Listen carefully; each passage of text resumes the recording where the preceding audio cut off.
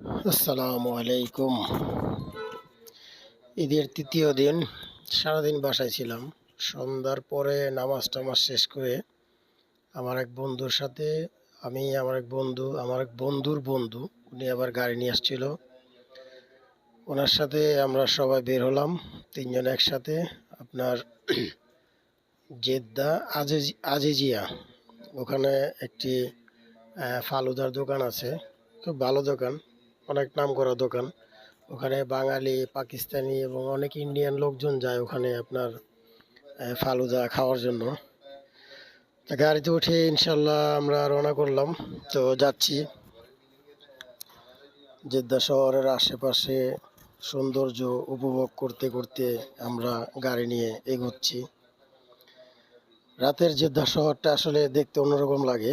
দিনেরটা একরকম, রাতেরটা অন্যরকম। অবশেষে আমরা চলে আসলাম সেই কাঙ্ক্ষিত ফালুদার দোকানে। আসলে এখানে অনেক ধরনের মিষ্টি আছে, অনেক সুন্দর সুন্দর মিষ্টি। এগুলো সবই পাকিস্তানি মিষ্টি, আমাদের বাংলাদেশে কোনো মিষ্টি নেই। সবই পাকিস্তানি মিষ্টি, কিন্তু খুবই সুস্বাদু এবং খুবই ভালো মিষ্টিগুলো। মিষ্টি, বিস্কিট,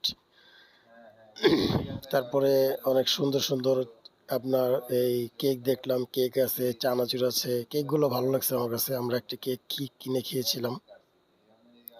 তারপরে ফালুদাও অর্ডার করলাম।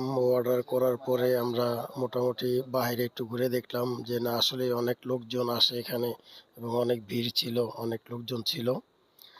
লাস্টে অনাকাঙ্ক্ষিত সেই ফালুদা আমাদের কাছে চলে আসলো। ইনশাল্লাহ আমরা সেই ফালুদা খাওয়ার জন্য প্রস্তুতি নিলাম। যাক, আলহামদুলিল্লাহ খুবই ভালো লাগছে।